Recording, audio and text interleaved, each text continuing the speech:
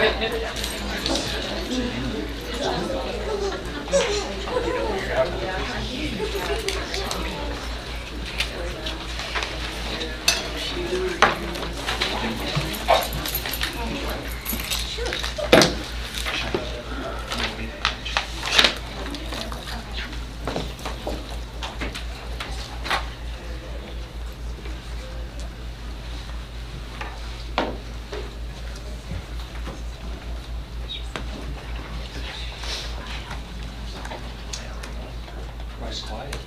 Yeah, all of a sudden, All of a sudden, the seats start to fill up. before we get started, we are live now. We got cameras. Video and microphone. Little bitty microphone that can pick up pretty much anything. So anything you say can and will be used against you.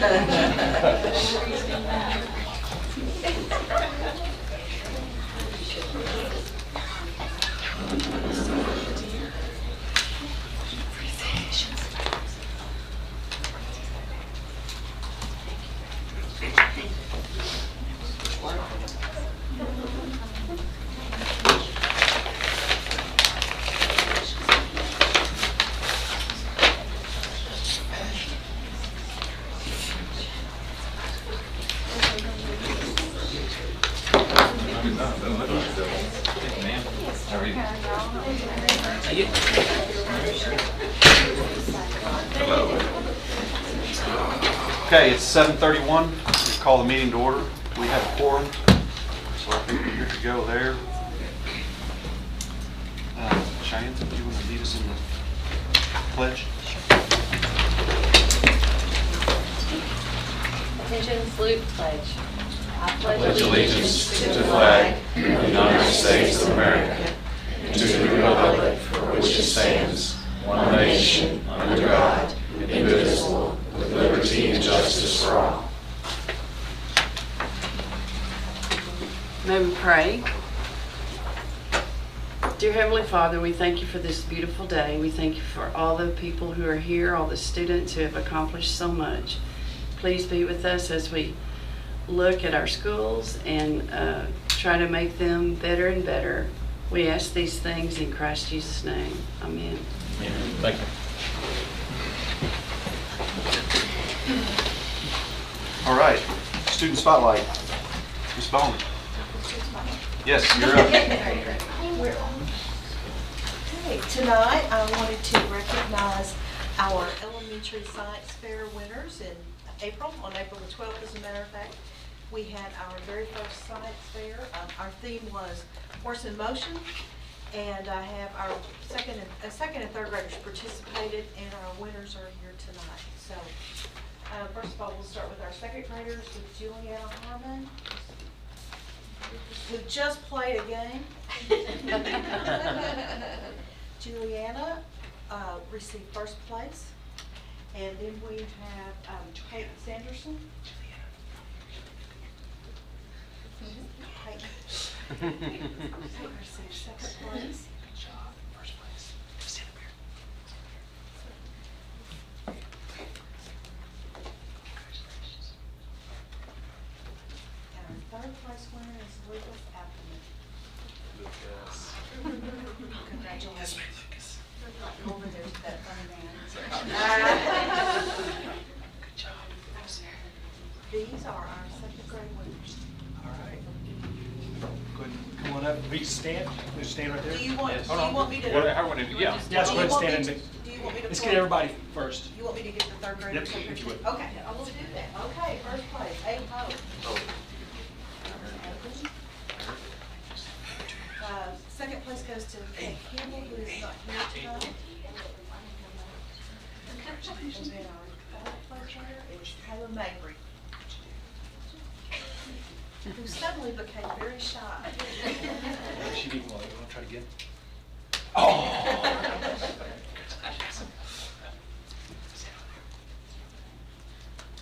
Oh, can't leave it alone.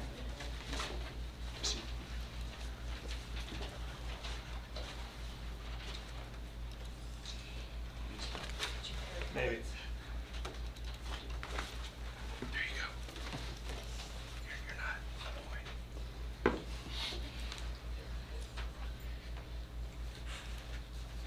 These are our winners. Each and every one of them and all of our participants had some remarkable projects.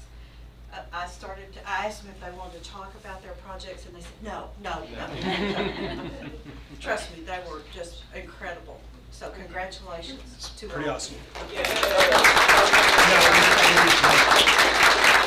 Go ahead and take a picture. Now we're gonna do a group. Just don't. Oh, I'll get that. You want us back here, Eric? What's that? Want us back here? No, we can go up there. Rob said you can walk again.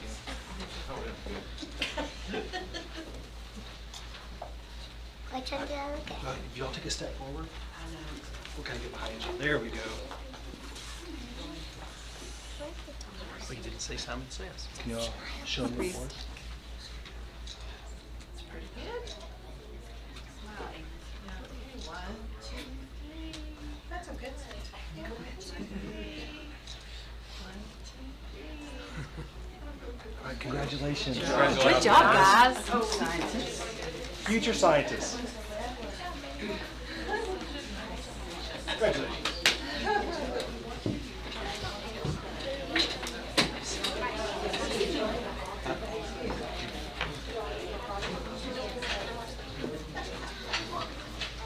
So did we win or lose? They were still playing. Oh, they're still playing. Well, make it back. That's dedication. Okay, another student spotlight, Ms. Venom. We also had a science fair, and our small gym was completely full. There were over 200 participants, which is the most we've ever had. And it was amazing to see what these kids came up with. And so, as you can imagine, judging was very difficult because there were so many. And so these are our first through third place winners for 7th grade and for 8th grade. So, third place for 7th grade is Callan Moreland. She's going to tell you her hypothesis, her question, her hypothesis, and what she found out. Awesome. My question is, what will sink and what will float and why? My hypothesis is, if the object is denser than water, it will sink. If it is less dense than water, it will float. What happened was, the lime will sink and the lemon will float because the lime rind is much thinner than the lemon rind and does not contain the same porous material.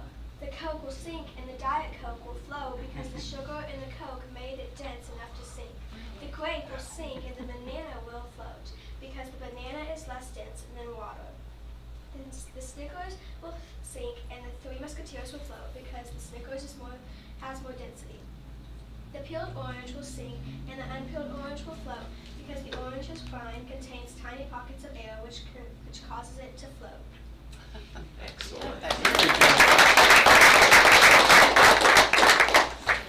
Come on up, Callan. Thank you. Thank you. You can't go too far. All right, second place for 7th grade was Brendan Golke. So my question was, do plants grow better with chlorinated tap water or with distilled water? And my where does she from my experiment, I hypothesized that plants would mature faster watering them with chlorinated tap water instead of distilled water. I think this because tap water has minerals and nutrients in it, while distilled water doesn't. I also think that the chlorine in tap water will have no effect on the plants themselves. I also think the seeds that I soaked were rot because I don't think the soil temperature will dry them quickly enough. That was also a little experiment that I had. And she put hers over here. So, after 16 days, it turned out that my hypothesis was wrong. The seeds that I soaked had a very poor outcome. Only one actually made it through the whole thing. That it actually grew the fastest, but it was 1 out of 8 seeds, so it didn't really make it that well. So I don't. And my distilled plant that I watered was distilled water that I didn't, so it was the fastest to grow. And I think chlorine did have a huge effect in that overall, because the leaves looked healthy. Very good. Nice. Are you gonna go to bioscience also? Institute also? Yes. It's already, yes. I hear that, it's already 2 years. All right, and our first place winner for 7th grade was Peyton Armstrong. Hi, my name is Peyton Armstrong, and for my science fair project, I did does dog drool kill germs or not? For my test subject, it was my laboratory retriever, Concho, and our results came out as it is antibacterial, but it mostly helps healing and it brings more blood pressure flow, and I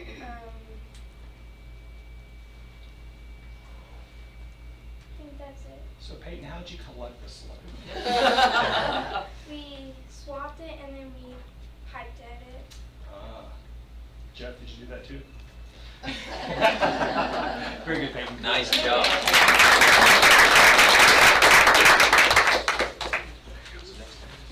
Okay, for 8th grade, our 3rd place winner was Stormy Tatum. Okay, so my question was which disinfectant works best to kill bacteria? And the hypothesis was I predict that the hot water in the control, which is the one that we didn't put any disinfectant, are going to do the worst because there is no disinfectant used for them. And I also predict that Lysol will do the very best because it is a chemical-based disinfectant that promises to kill 99.9% of bacteria. And I was kind of wrong and right on my hypothesis because the hot water ended up doing really good for a couple days, and then after like the 3rd day, a lot of bacteria started growing. And the Lysol did the best, but also Young Living Thieves did good too, which is a non-chemical based disinfectant. And the worst was obviously the no control. Very good. Good job, Stormy. Our 2nd place winner is not here this evening, but that was Peyton Dooley, so we will give her her award. Our 1st place winner for 8th grade was Haley Lensman. Okay, so my project, I wanted to know if the expensive Titleist Pro V1 golf balls were actually worth buying. So, The answer is yes. So for my question, I want to know, do Titleist Pro V golf balls actually go further with more accuracy than less expensive balls like Bridgestone? Just a little background information. So Titleist for a dozen of them box is like $50, but the Bridgestone balls, which were the other ones that we used, or then there was like a middle brand, but the Bridgestone were only $20. So my hypothesis was I think the Titleist Pro V golf ball will go further with more accuracy than the other balls because of its design. It will allow the golfer better control of where it goes, which is more important than distance alone. So then I had my brother so kindly go out to the golf course. We went out to the golf course and we tried it on the driving range with a driver, and then we also were on the driving range and he used a 6-iron, and then we went, I don't know, it was like, I think we were like 50 or 100 yards out from the green, and he used a pitch and wedge at 56 degree. And after it all, we decided, instead of reading all the numbers, we decided that the Pro V1 was worth it because it did, as far as distance goes, they all kind of went about the same, but as far as target mark, the Pro V was much closer. And then on the green, whenever we went up to go to the pitch and wedge, there was a very big difference in having the softer Pro V than the hard Bridgestone. So.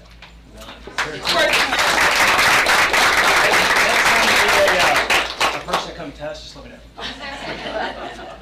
All right.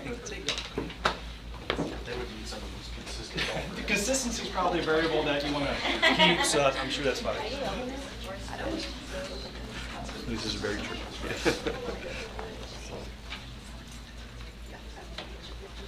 No idea that Coca-Cola would sing.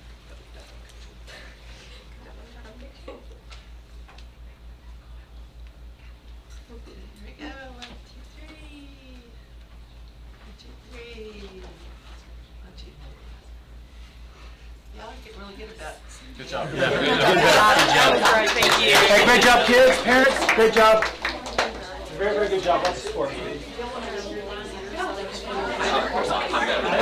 Well, if they can do this every team. Coke and Diet Coke. The sugar runs it. I thought it was interesting on the drinks. Hey, I called you earlier. Great.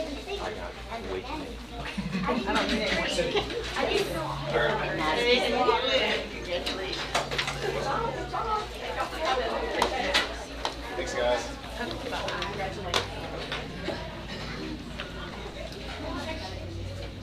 Okay, teacher spotlight, Ms. Campbell, you're up. See you again. All right, Ashley and Jackie, y'all want to come up?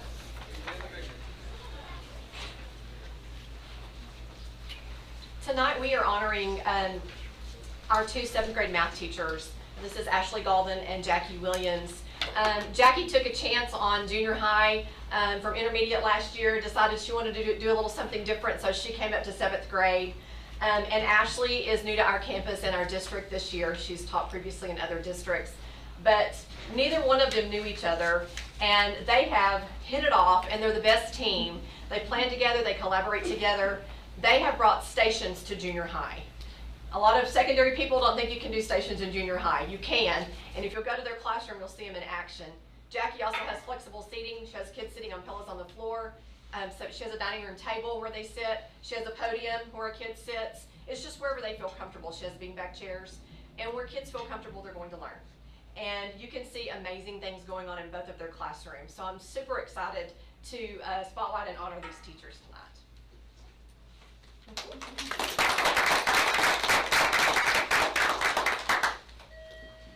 All right, one more. And these are made by our welding students at high school. Oh, yeah. Want to come over and get your picture made with the school board? Thank you. They're state champions, by the way. the Wilbur. Yes, they are. Yes, they are. Yes. Right in the middle. Spotlight on you. Just look at that big camera up there. It's on.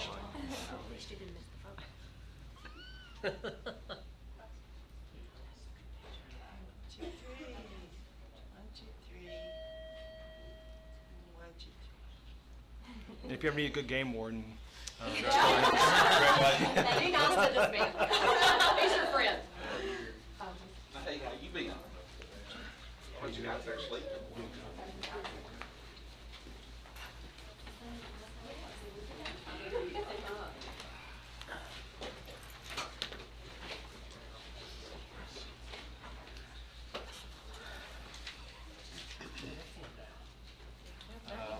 Audience with visitors, do we have? None that I'm aware of. Consent agenda. You guys have had a chance to look through that. Are there any questions about the consent agenda?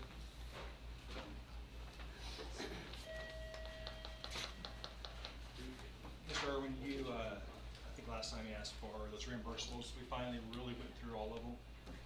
Anytime you see a reimbursable to the credit card on the account, it basically goes back from activity account out of athletics. So athletics is $7 a meal. Anything over $7, their activity account has to pay for it. So you say they go to a tournament in Hamilton, getting $7 to eat lunch on. Say the meal is $8.25. That sports activity account reimburses the district that $1.25 over. So that's what all of those are, and there's explanations in the consent. Okay, so they're not, the cash tickets that I saw were, that wasn't necessarily indicative of this month's reimbursable. I mean, there's places on there for student meals, for staff meals. This is it's a different deal, is what you're telling me? No, just the process of reimbursables back to the credit card comes from anything over the amount that they've charged. Okay. Comes from their funds. Question on the check. This is the right time? Yeah, go ahead. I saw a check for like $8,250 for building trades project. What's that for? What's going on? Well, you know, we're in the middle of, we purchased a bunch of CTE equipment for building trades. It's been renovated, and the equipment and the materials to get that up and going. There's been several costs towards that. More than likely, what page would that be on? 10 of 20. It was to INDECO Sales Company. Indico. Indico? Indico. Yeah, that's gonna be furniture, whiteboards, probably stuff dealing with, Had to like, do with the remodel. yeah. Cause I've heard there was a large quantity of hardwood purchased for them. There was. What is that for? It's building trades, so that means they made cutting boards for Mother's Day. They, yeah, it's building Okay. trades, they have to build. So it's basically materials. It's materials, it's materials that they had to get up and going on. $8,000 worth of cutting board material? No, there was over 60 sheets of plywood purchased, 2x4s, 1x4s, 1x6s, 1x8s, just various. I just thought it was kind of late in the year for that big a purchase. I was curious as what was building. Yeah, so also get them stocked and ready to go. You know, if you have all the equipment with nothing to cut, then it's. So is some of it Don't you- still in inventory? It's all in inventory, yeah, outside the cutting boards, the rest of it has been in inventory. Was it funded for the whole year and it needed to be? No, finished up? they have used bits and pieces throughout the year. This is part of the renovation, 58% that goes back into CTE that we have to utilize. Okay. I have one more question on bus tires. We purchased or had some mounted or something from a local company, and we also bought quite a few from an out-of-town company. Do we attempt to do business locally? Well, yeah, For that's always people gonna be that pay our bills? first and foremost, absolutely. Now, if Scott's here, Scott, we can check with Marty on that specific big. We would have had a second bid on that anyway. What's that? We would have had a second Second bid bid. on anything that amount. On bids? Yeah, Yeah, and that we- Texas Commercial Tire probably has the national account where Billy's not gonna have that. And that's a tremendous. We try, so for above that threshold of 5,000, typically we have to get a second bid. Okay, any other questions? Anybody want to make a motion we accept the consent agenda? So moved. A second. Second. Any other discussions? All in favor, raise your hand. Any opposed? Motion passes.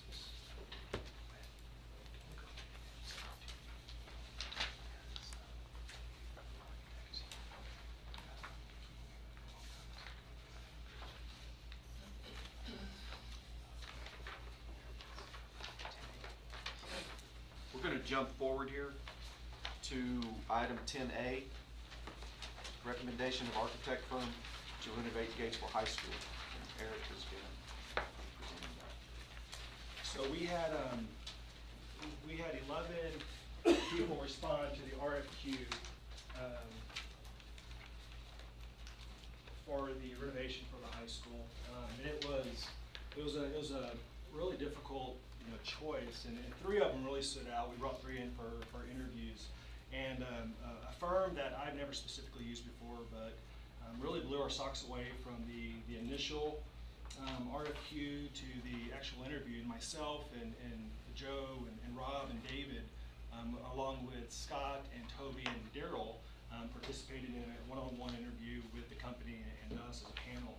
And it was pretty amazing to have WRA come in and really talk specifically about our needs as a campus, taking an existing building, creating a no-frills, very conservative approach, but making it up to date for the 21st century. So it'd be my recommendation tonight to go ahead and engage in an architect commitment with WRA Architects.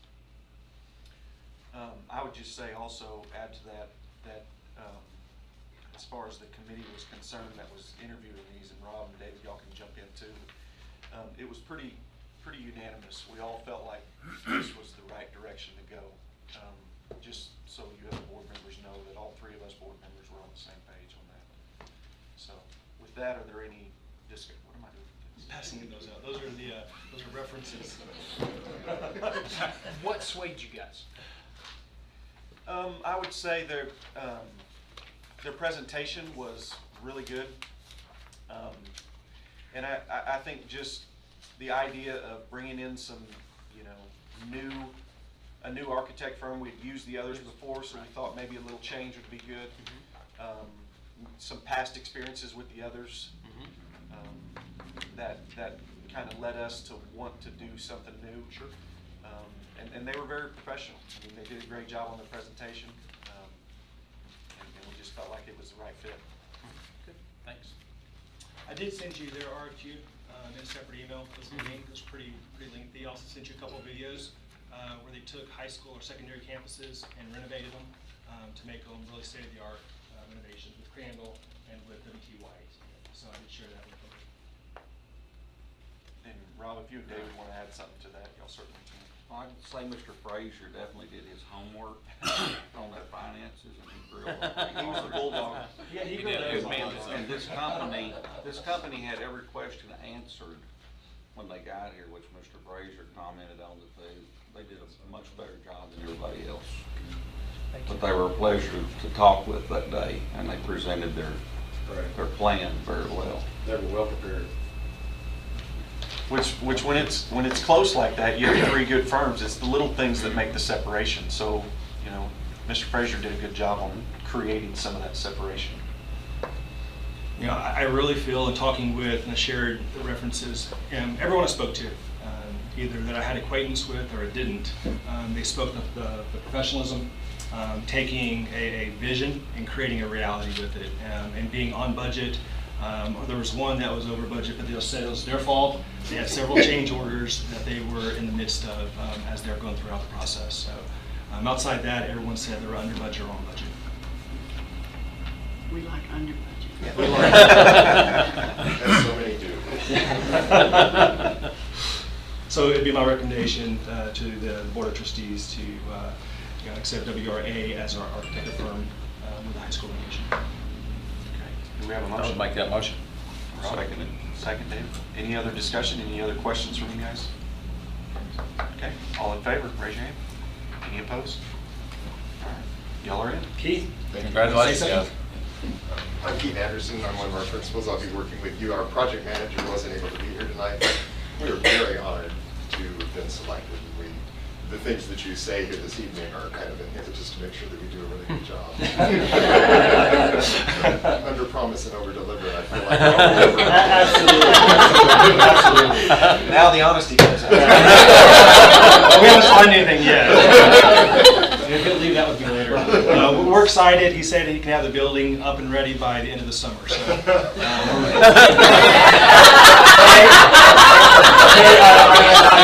just kidding. Please strike that from the record. Thank you, guys. I didn't hear that. They just didn't say which summer. No, it was very natural. It was a very natural conversation with them. It was fun. It was interactive. We even started looking at small schematics on the board, something that we really didn't feel the need to do with the other firms we brought in. So it was very natural and very very cohesive from the initial meeting. So we look forward to it. So we enjoy it too. It's nice to come away from the interview really having fun. Yeah. Well, it was a tough crowd. So. Good job. We apologize for David. Sounds like Harold. No apology needed. Okay, yeah. Eric, Michael Holberg was the one responsible for the portfolio. Okay, that's right. Presentation. The portfolio, so his team was responsible for that, and you go ahead and pass that down. Yeah. It was a Very beautiful professional. portfolio, and it really hit on the needs of us, which is, we're not going to build a whole new building unless we don't address it, and then we will build a whole new building. But I think they have the means to do it within our budget, which is, it'll be tight, but I think they have the opportunity to do it without going out for bond. So that's the non-negotiable. It is what it is. The money is what it is. All right, thank you. Okay. I mean, I know you drove down 2 hours for that, but Thank you you very much. leave the contract with Garrett. I'm going to email it to you tomorrow. Perfect. I appreciate it. Thank you. Really appreciate it. Thank you. Thank you. Thank you very much. Look forward to working with y'all. Thank you. Congratulations. Thank you. Look forward to working with you. Absolutely. Thank you. No, we We're gonna find out why. Our lead contact is the woman. Yeah, that was a good day. That was a good day when they were here. About your age. We all do. Okay, we're jumping back to 9A. Advanced program overview. If you'll give me 1 minute to kind of No, you had your hand. get set up, please. Good question. Thank you. 150.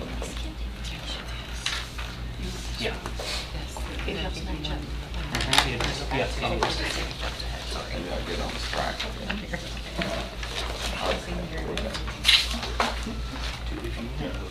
You can see the bonds over here. You can tap in over there. Oh, you can. Take you there, yeah. Oh, I have. That's supposed to be there. Oh, this is the last one. Thank you for saying that.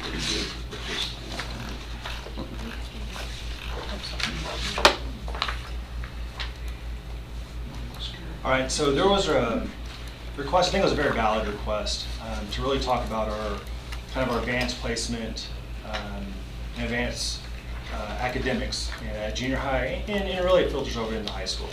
So I want to take a few minutes tonight to really dive into what that looks like in Gatesville ISD.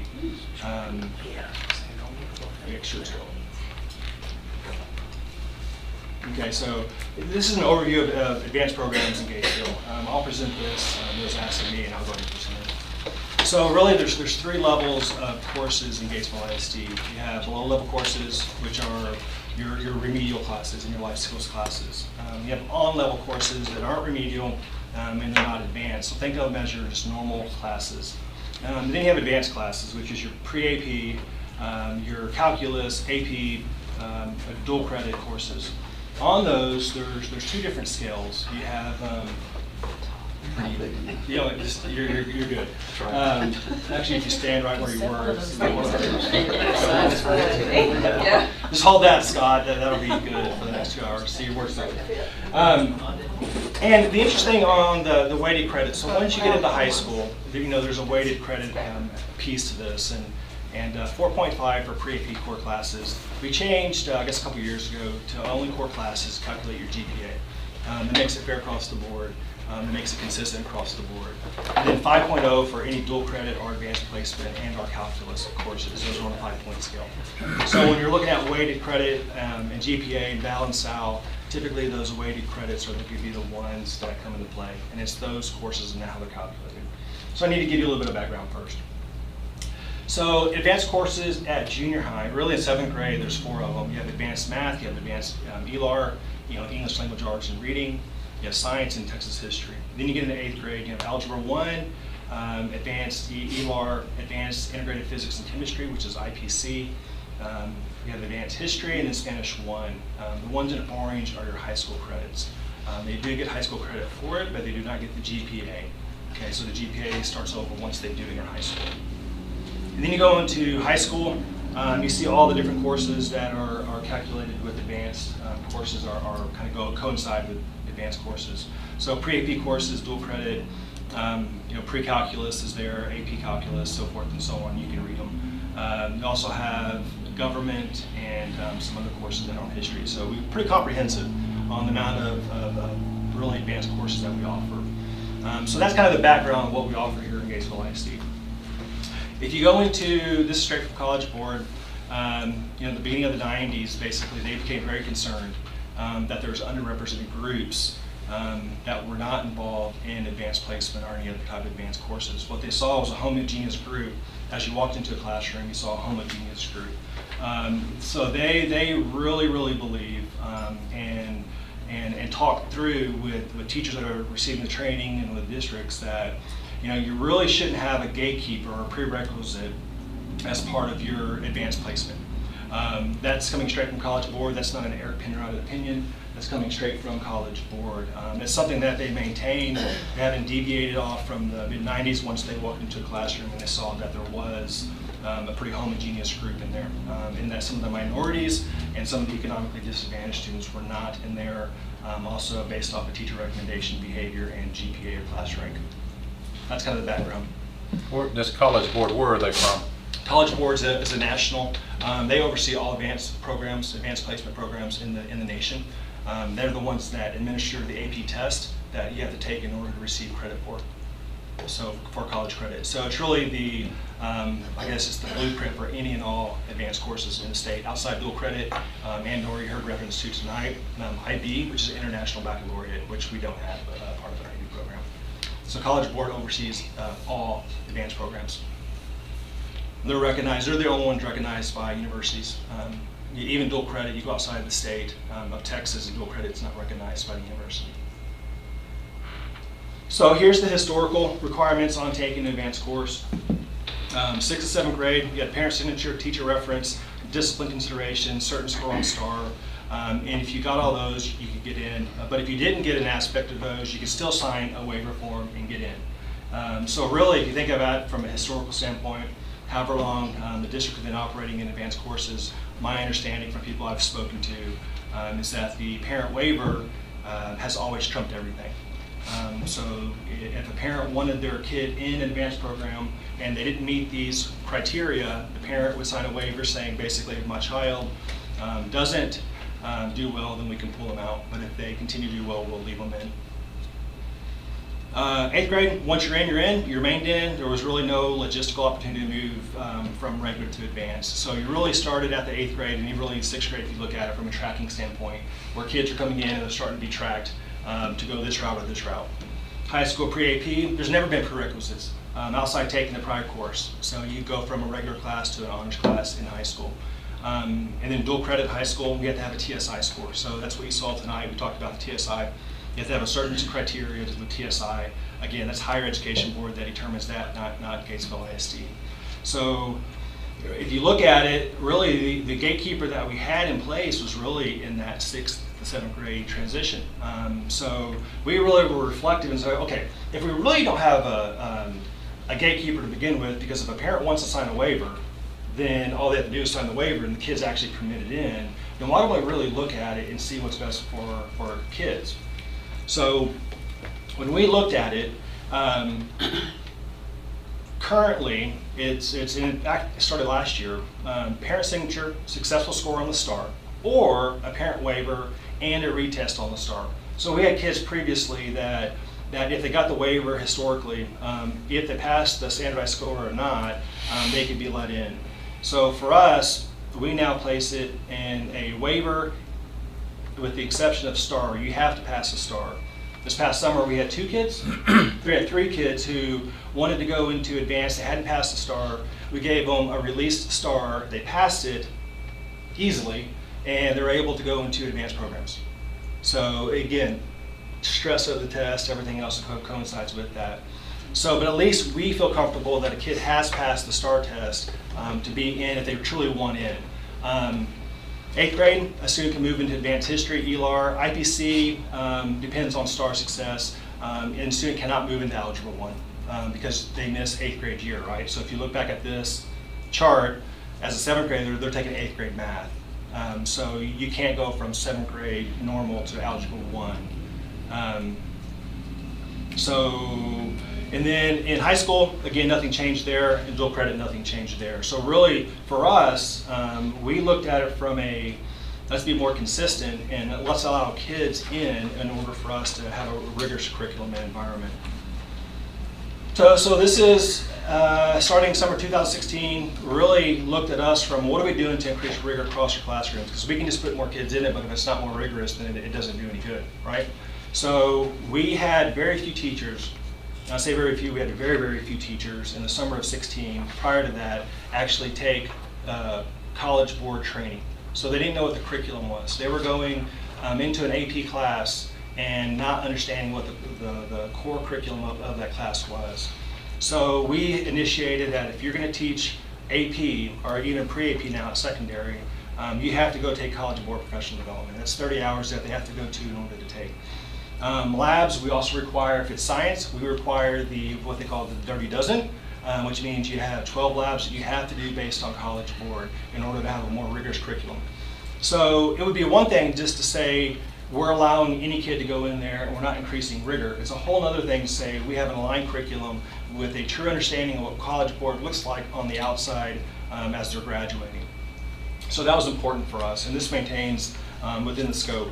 We also have all pre-AP and AP teachers are current in reference to this year. Right now, every person that's pre-AP, AP trained at high school is teaching those courses. We even had to train some teachers around based on them not having it. The goal now is to get junior high teachers that are advanced teachers trained in what they call advanced training for College Board. But they still, as it stands, there is alignment to all advanced courses. They get together regularly and throughout various parts of the school year and in the summertime.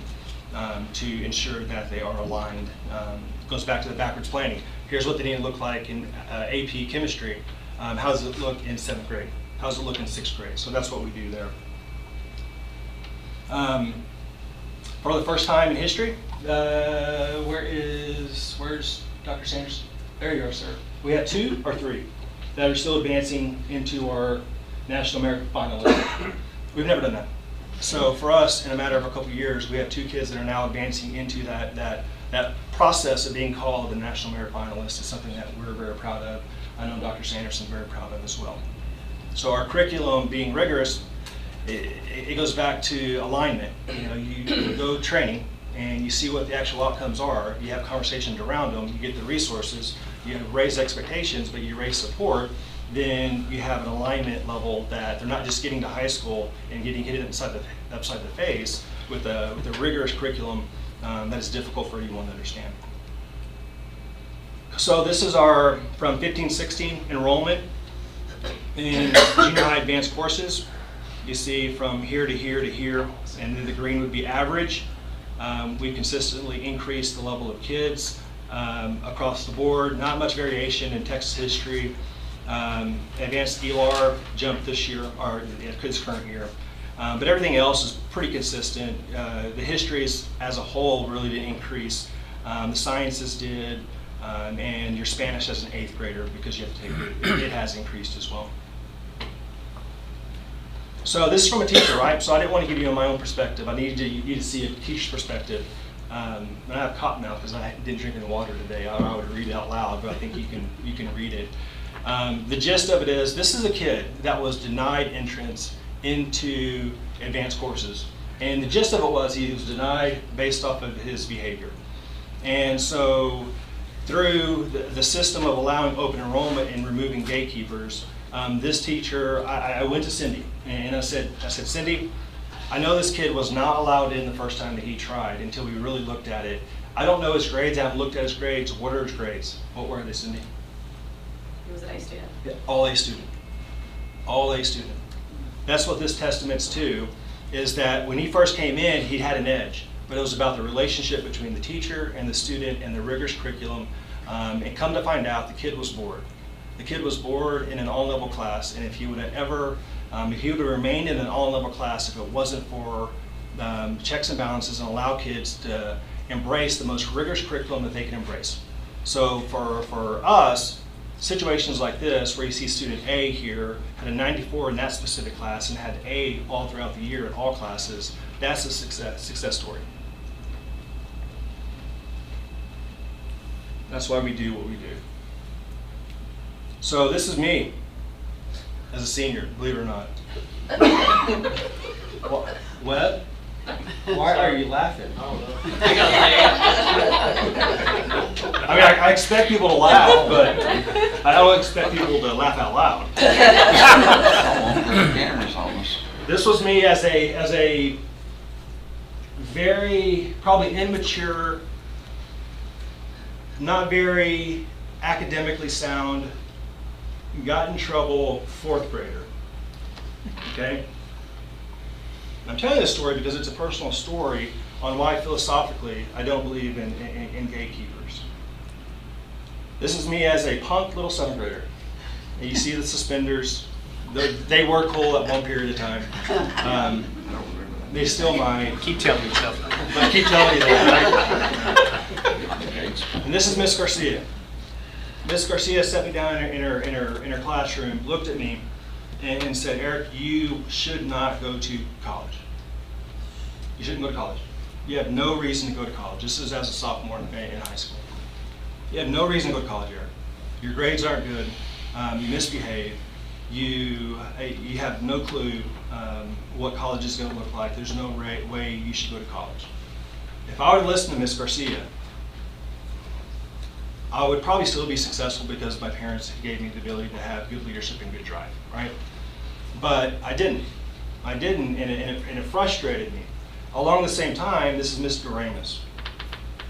So my senior year, I was figuring out, I had some learning disabilities and some issues that I won't go into here. But she grabbed me by the arm and said, Eric, I'm introducing a new math course. I really want you to take it. I think you can do really well on it. Man, I said, Mr. Amos, I know what you're teaching, and there's absolutely zero way I can take those courses. She said, no, you can do it. You can do it. You're smart. You're intelligent. I've had you before. I'm going to put my arm around you. We're going to do it together, and we're going to learn this curriculum together. Plus, I need an extra person for the class to make. Right? So, I would have been the fifth. I was the fifth. We had to have 5 in that one to actually make. Dr. Pollard, does this look like a normal sequence of math courses? Looks pretty good. Tough. Should a person jump from geometry to DPQ? No. Can you give us a 2-second explanation of what DPQ is? Well, the geometry, you're going from angles and Pythagorean theorem and things like that. Differential equations, that's a big jump. And so somebody to make that leap would be pretty tough. How about elementary analysis? Theory of calculus. Again, that's a very rigorous course. So you're dealing with derivatives, antiderivatives, things like that. Way to put me on the spot. No problem. He's the math guy. Sounded good to me. Point being, and he's accurate. Point being is there's zero reason I should have been in these 2 classes. I stopped here because I had a counselor that told me I should. I had a teacher that said, no way, you can take these 2 courses. You have the ability to do it. These are the highest 2 courses we had in our curriculum. The highest 2. Did I struggle? Absolutely. Did I pass on? Absolutely. Did it give me the motivation to want to learn math, want to learn science, want to understand things differently? Absolutely. And so when I look back at the story that I showed you from a teacher's classroom this past year, it reminded me of me. It reminded me that if we put things in place that are gatekeepers, then you won't have the Erics of the world that are able to get to some of the most rigorous curriculum that we offered at the time. I would have been stuck at geometry, and there's nothing wrong with that. But I had a teacher that felt that I had the ability to do it, and I did it. And I reflect now, 25 years later, we're having a reunion this summer, and I'm glad she did that, because I think we have the ability to change lives in the world of education. But who am I to ponder these 2 questions? Right? So what's better, a student that busts their tail and gets an 82 in an advanced course, or a student that is bored and gets a 92 on an all-level course? I don't know. What about this one? Who are we to cap the 12-year-old's potential as an educational system? So whenever we look at what's best for kids, if a kid wants to try, if a kid wants to stretch themselves in a class that maybe they shouldn't be in, right? There's no reason I should have been in DPQ and theory of calculus. That's a very hard class. There's 0 way I should have been in that. But I wanted to because I was given an opportunity, and I was told that side by side with the teacher, I'll make it, and I did. And I think it changed my life. I truly believe that it changed my life for the better. So, gatekeepers, if we have a kid, I asked Cindy this point blank. I said, how many kids do we have that have been pulled out? Because if they're not successful, we do pull them out, okay? If they're not successful, after the first 6 weeks, we do pull them out. I asked her, if we have kids that are being pulled out, how many do we have, Cindy? 0. How many had to go get tutoring because of it? 2. 2. So we had 2 kids that were on the brink of being pulled out. They got tutoring and they were back in the system. So of wanting to challenge themselves to be a better student. So I highly encourage the board to let us continue allowing kids to be stretched. And if he can only get an 82, but that's what they want to be in, they can get an 82. Questions?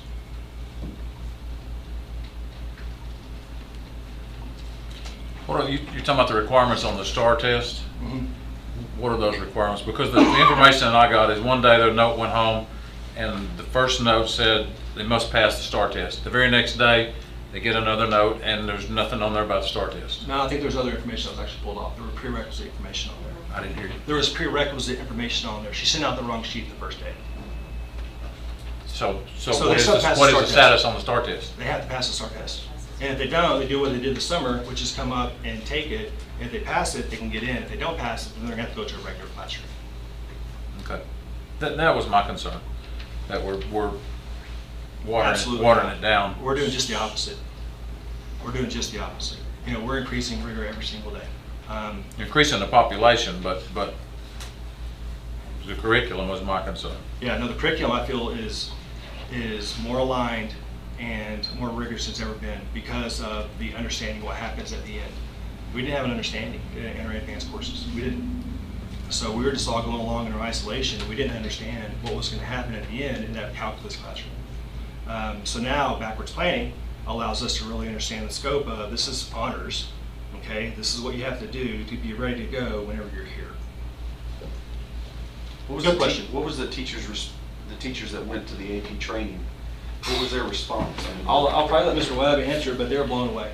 They had no clue. We weren't doing the labs, and I hate to say that. It gave them, more confidence. It gave them, different ideas on things they could be doing in class that they probably weren't doing. Just giving them better instructional strategies on how to deal with an AP class or a pre-AP class. And expectation. This is what it's going to be like. And there were times in the past, I will tell you, when teachers requested to do so or administration, campus administration asked for that to occur, and we were told the funds weren't available to do so. I'm just history lesson. The frustrating thing is we get reimbursed for those funds from College Board. I will say too that it's, before the gatekeeper was a kid had to maintain a certain grade. So what do you think the teacher is going to do for that kid? They're going to make sure that they get that grade. So one way or the other. One way or the other. And so, the street, I can tell a story about her daughter. Her daughter, didn't take an AP class here, but she struggled in her AP English class making a 73. But she made a 4 on her AP English test.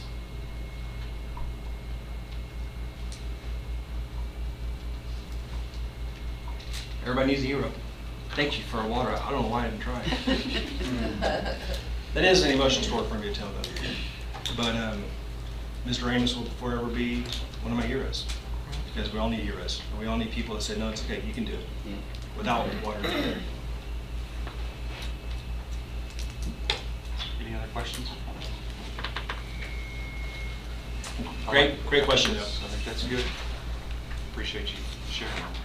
Also very cool on the national merit It is. finalist process. Yes, it That's is. excellent. Wow. It's our goal. We're going to have one. We will have one before I'm done. Yes. He has 30 more years left in his career, but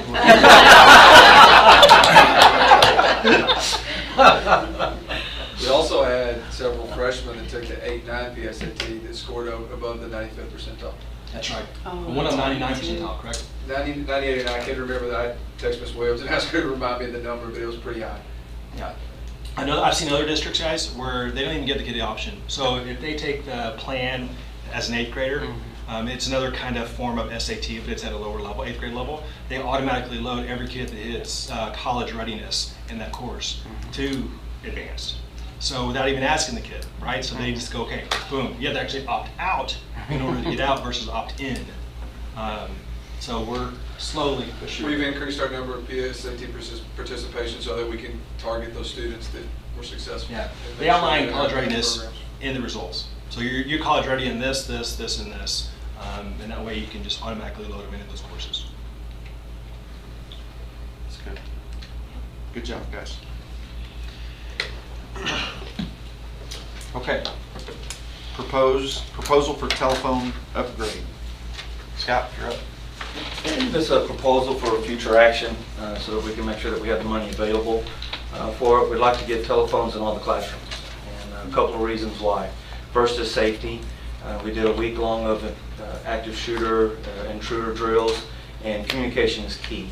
It's vital to keeping everybody safe.